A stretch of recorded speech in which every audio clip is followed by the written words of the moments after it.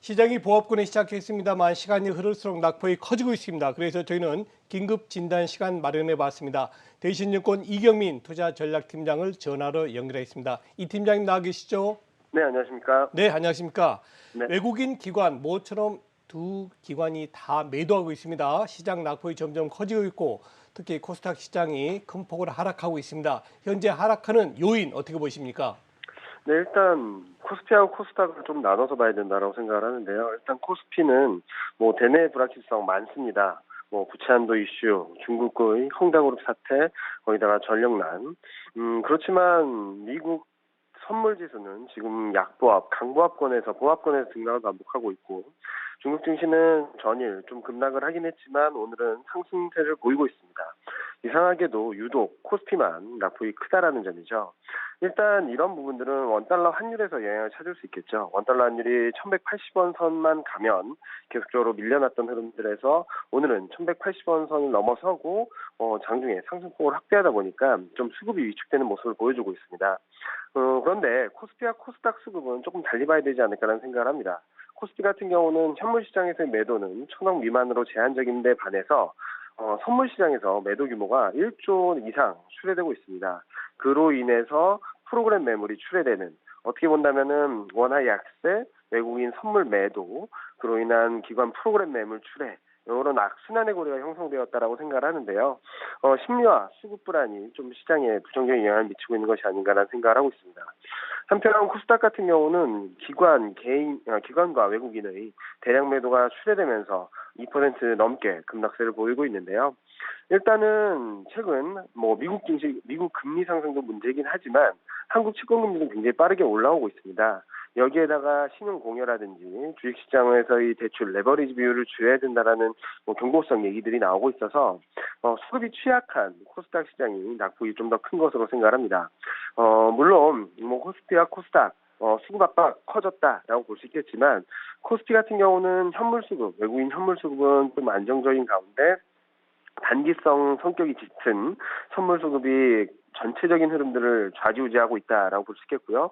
코스닥 같은 경우는 최근 선방을 한 데 따른, 그리고 그동안 많이 오른 데 따른 차익 매물이 좀 집중되고 있다는 점, 그리고 연말로 가면 갈수록 양도소득 과세에 대한 부담들이 커질 수 있다는 점들에 있어서 코스피와 코스닥을 좀 달리 봐야 되지 않을까라는 생각을 합니다.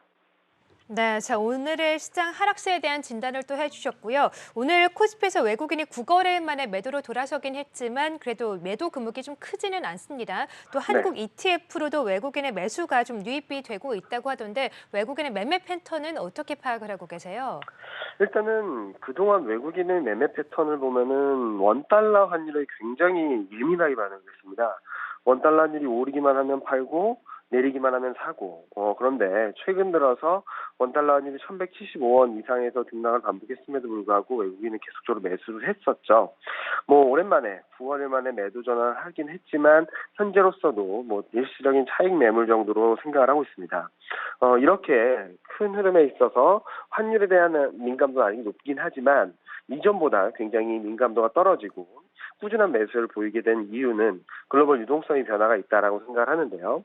앞서 말씀하셨던 것처럼 한국 ETF, 그러니까 8월 달에 들어서 한국 ETF로 5,700만 달러 정도가 들어왔는데 이렇게 자금이 들어온 것은 올해 2월 이후 처음입니다. 그러니까 6개월 만에 처음 변화가 시작되었다라는 것이죠. 그리고 이처럼 한국 ETF로 자금이 들어온 이유를 다시 한번 되짚어 본다면 글로벌 전체적인 반도체와 IT 업황에 대한 시각 변화가 있기 때문이 아닌가라는 생각을 합니다. 무슨 말씀을 드리냐면 최근 반도체 섹터 ETF, 그러니까 글로벌 전체가 투자하는 반도체 ETF로 6주 연속 자금이 들어가고 있거든요. 국내 증시에서도 외국인 수급이 좋아졌다고는 하지만 그 순매수가 집중된 것이 반도체 업종이었던 것 같이 반도체와 IT 업종에 대한 시각 변화가 아마 유동성 흐름이나 그리고 주가 흐름, 그리고 국내 시장에서는 외국인 매매 패턴에 큰 변화를 야기한 것이 아닌가라는 생각을 합니다. 그럼 이런 흐름들이 언제까지 이어질까? 저는 4, 4분기 중에는 연말까지는 좀 더 긍정적인 그림으로 바라볼 수 있다고 말씀을 드리고 있는데요. 연말 소비 시즌, 이를 앞둔 재고를 쌓으려는 수요들이 반도체나 IT 쪽에 좀 우호적인 분위기를 만들어줄 수 있다는 점들에 주목을 하고 있고 이런 흐름들이 좀 더 가시화된다면 외국인 수급, 글로벌 유동성이 좀 더 국내 증시에는 우호적인 흐름으로 전개될 수 있다라고 생각을 합니다.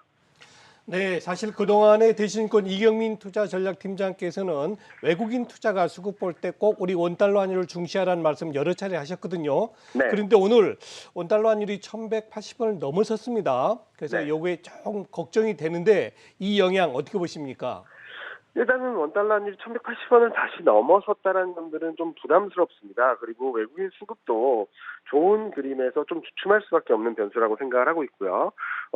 그렇지만 이 흐름들이 원달러 환율이 1,200원 선으로 가는 흐름이 될 것인가 아니면은 하향 안정세를 보일 것인가 라는 생각을 해본다면 저는 1,200원 선을 갈 가능성보다는 4, 4분기 중 올해 연내 1,150원대로 진입할 가능성을 더 높다라고 생각을 합니다.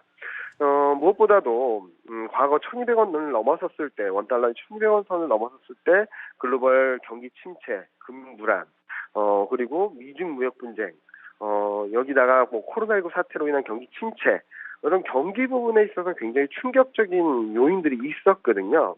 그렇지만 최근 흐름들을 보면은 수출은 매달 사상 최대치를 기록하고 있고 한국 GDP 성장률은 올해는 4%대를 기록할 것이란 예상.